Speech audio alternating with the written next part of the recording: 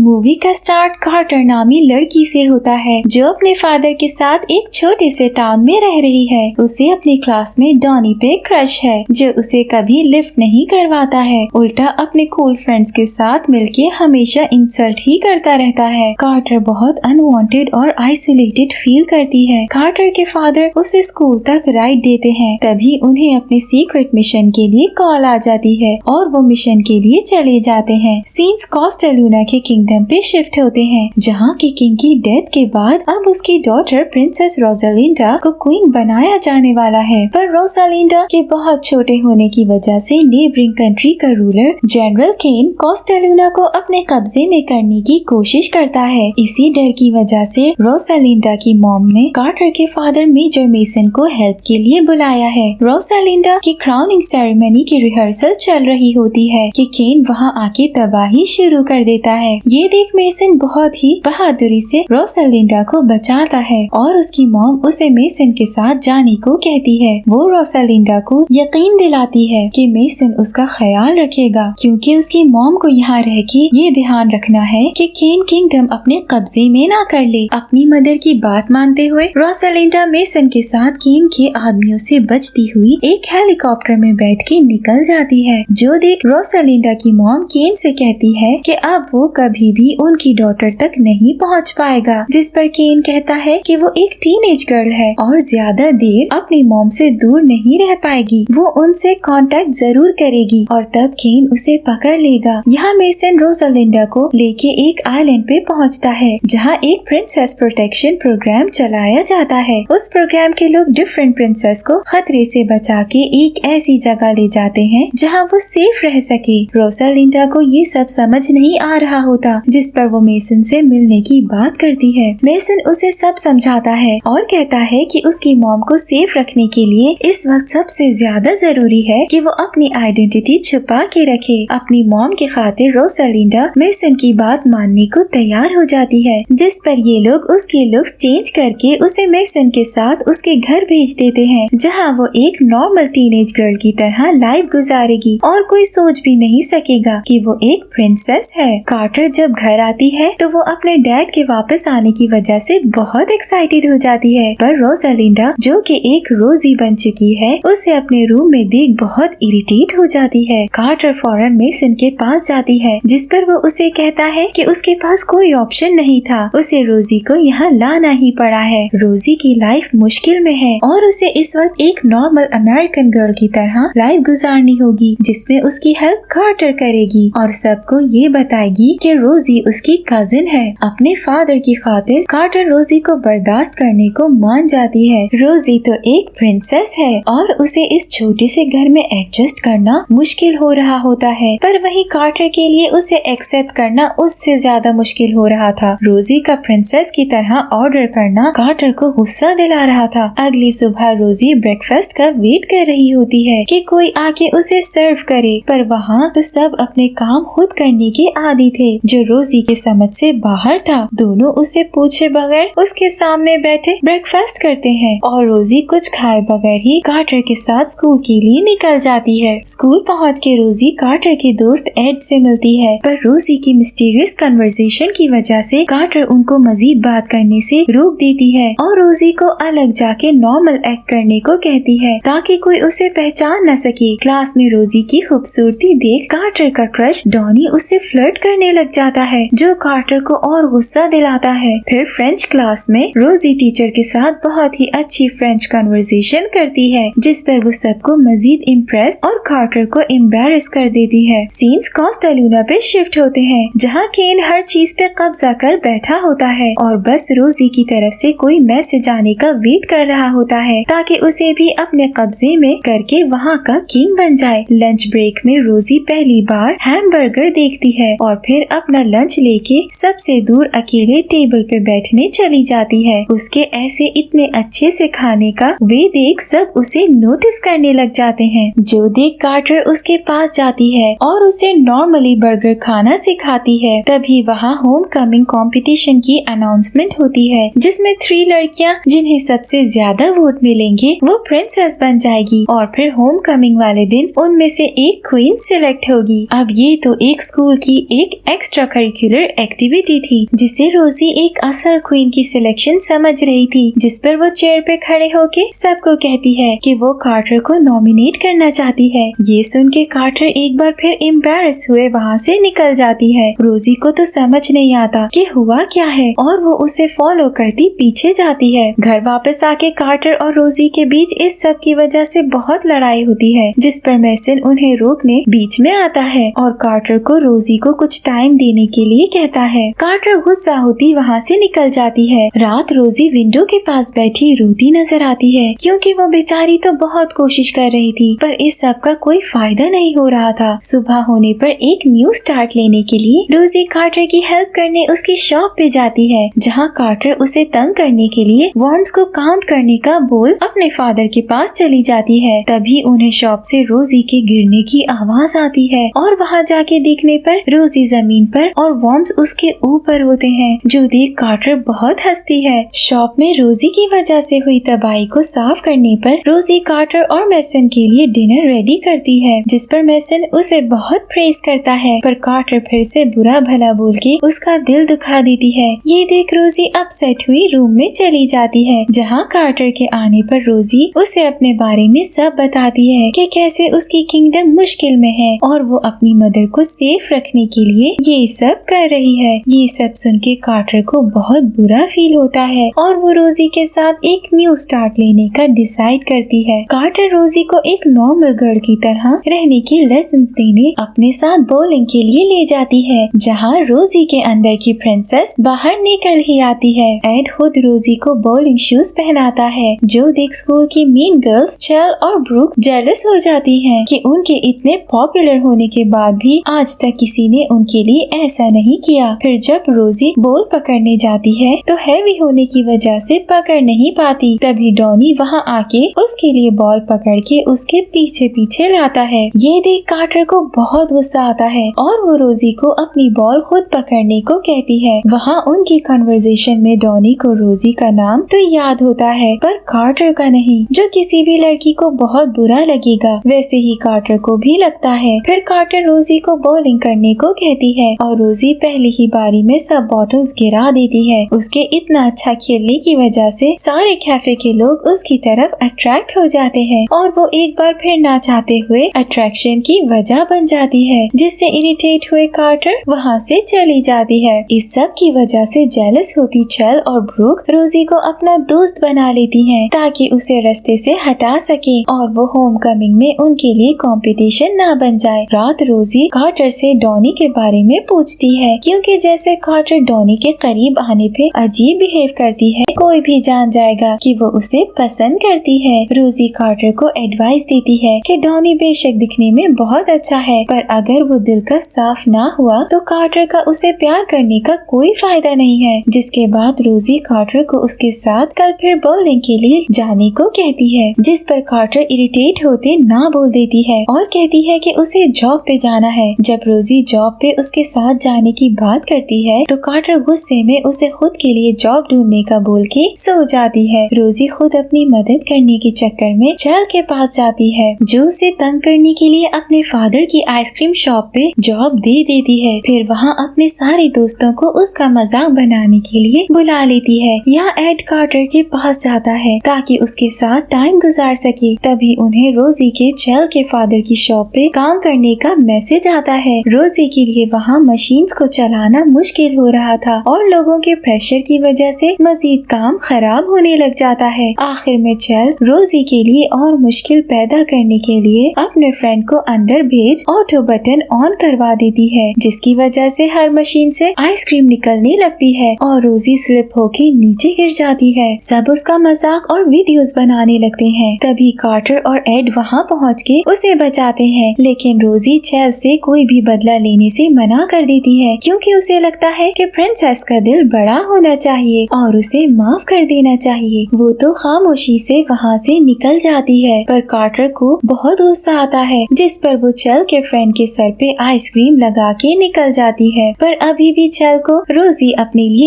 एक कंपटीशन ही लग रही होती है। उसे बहुत डर होता है कि कहीं वो क्वीन ना बन जाए, लेकिन वो ऐसा कभी भी होने नहीं देना चाहती, क्योंकि उसे उसके अलावा इस पोजीशन के लिए और कोई डिजर्व डिजर्विंग नहीं लगता है। वहीं कार्टर और रोजी फाइनली हर चीज को साइड पे रख के एक दूसरे की कंपनी एंजॉय करने लगती हैं और अच्छी फ्रेंड्स भी बन जाती हैं। केन अब वेट कर करके थक चुका होता है, इसलिए रोजी को वापस बुलाने के लिए एक ट्रिक खेलता है। वो रोजी की मॉम के साथ अपनी झूठी एंगेजमेंट का ऐलान करवा देता है। उसे लगता है कि ये न्यूज सुन के रोजी अपनी मॉम को बचाने वापस जरूर आएगी। स्कूल में होम कमिंग के लिए प्रिंसेस के क्राउन की 3 विनर्स के नाम अनाउंस किए जाते हैं, जिनमें चेल, रोजी और कार्टर होते हैं। कार्टर को तो अपना नाम सुन के यकीन ही नहीं आता है। वो रोजी को बाहर ले जाके यही बात कर रही होती है कि वहाँ डॉनी आ जाता है, जो रोजी को होम कमिंग पे अपनी डेट बनने का कहता है। ये सुन के कार्टर का तो दिल ही टूट जाता है, लेकिन रोजी एक अच्छी दोस्त होने का सबूत देते हुए डॉनी को मना करते कार्टर के पीछे चली जाती है। रोजी कार्टर को समझाती है कि डॉनी उसे डिजर्व ही नहीं करता है। जो इंसान कार्टर को वो जैसी है वैसे एक्सेप्ट नहीं करता, वो कार्टर के काबिल कभी नहीं हो सकता। कार्टर कहती है कि ये एक प्रिंसेस के लिए कहना आसान है, जिस पर रोजी उसे समझाती है कि प्रिंसेस होने का मतलब